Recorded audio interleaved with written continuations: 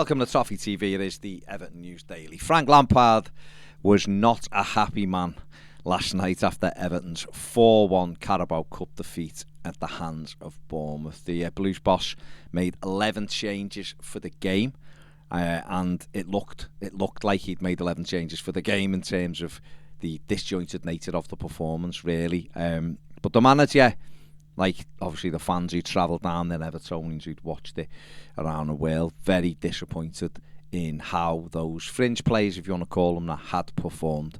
This is what the Blues boss had to say after the defeat. Well, yeah, the fans have travelled down and had to endure poor performances, no doubt. So when they spend their money, spend their time, come to support, and the players perform as they did, then we have to hold our hands up to that extent and say it's not good enough. In terms of the setup of the game, I made changes because I've got to protect players that either got niggles now, we know a few have got, or are playing again in a turnaround in a really important league game for us on Saturday. But I also made changes because some players knock on your door to want to play regularly when they're not playing, and some players train well and actually make a case for playing. And then you put them in because they play for Everton and they should be able to come to Bournemouth when they make changes and compete. I mean, in my opinion, win the game. Without even going into the nitty-gritty details of it, they should be able to because there's a lot of experience in that team, and they didn't do that. So that's as clear as day. And I think the fans saw that. I don't need to bullshit them. And we can go into details of the game. We should have been winning at half-time. They had one deflected shot. We had two golden chances. It changes the feeling of the game. The second goal is just an incredible goal from our point of view. It can't happen at this level of football, that type of goal. There's no doubt about that. That makes the game difficult. You chase the game, and what happened can happen. And there's another mistake on the fourth goal. So there are individuals that need to look at themselves and go, yeah, I was absolutely culpable there, and hold their hands up. And that affects the whole manner of the game. And generally this season, one thing you'll say about us is we've been defensively sound, defensively resolute. When balls go into a box, you don't get the feeling that teams are going to score. We've been very good at that, and tonight it looked different.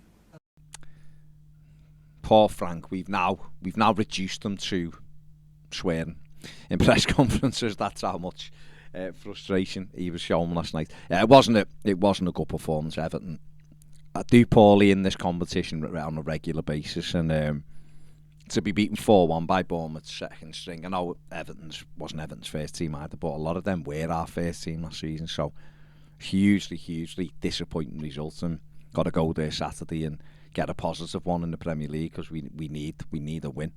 With regards to that game at the weekend, the manager was asked for an injury update on the three players who limped off during Saturday's defeat by Leicester. This is what he had to say on those. Anana, we're hoping he'll be fit to train tomorrow or Thursday. Gunnar Gay, a little bit less so, but hopefully could possibly be fit for Thursday and then available for Saturday. Dominic, we're waiting on some more news from the specialist, but I'll be very surprised if he's fit for Saturday, if I'm honest. There you go. Ajax forward Mohamed Kudus says he doesn't think he will move on during the January transfer window. He almost joined Everton in the summer transfer window, went on strike to try and force a move through to the Blues. Everton have continued to keep tabs on him, continue to monitor him. He's done really well in the opening months of this season for Ajax. I think it's 10 goals and 9 assists, I think it is, in all competitions so far. Recently, he has been substitute in the Eredivisie. He's been given last 5 minutes of games in the last couple of weeks. Everton's still very interested in him, but I guess it'll be a case of whether the two clubs can agree any kind of fee for him this time, whether Ajax are prepared to let him go. Obviously, it looked like it was going to happen until Anthony's move to Manchester United was confirmed, and then that ruled out any chance of Kudus moving on. There has been talk in Holland as whether or not Ajax could get Ziyech back, and then that would free up the opportunity for Kudus to move on. But that's out of anyone's hands other than them. So we'll have to wait and see. He's obviously will bring versatility, bring a bit of pace, goals as well, which is all the things Everton are kind of lacking in the final third. Can also play in the number 10 role as well, so you can understand why Everton are attracted to him. But he says he doesn't think he'll be moving on at the moment, so we'll wait and see. Everton defender Michael Keane is reportedly looking for a move this January. Keane played during last night's 4-1 defeat at Bournemouth, but he apparently does want to move on due to lack of game time.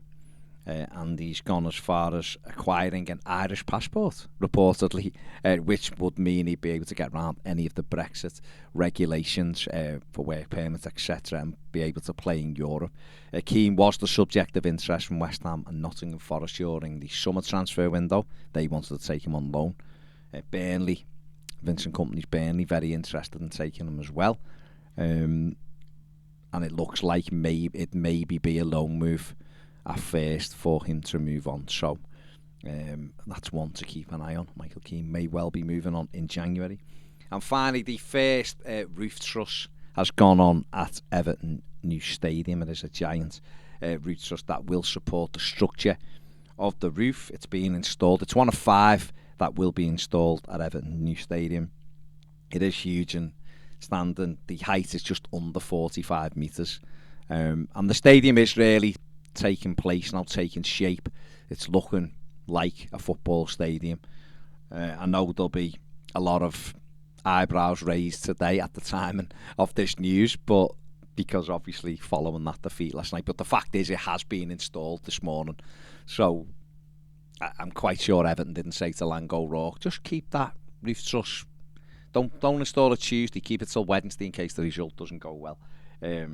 But in terms of how the ground is developing, this is a big milestone for the development of Everton Stadium. So over the next few weeks, the rest will be in, and it really will look like our stadium. So there you go. That is it for the News Daily. Video a thumbs up, subscribe if you haven't, and if you want to become a Toffee TV Premier member, the link is in the description and the QR code's on the screen now. See you later.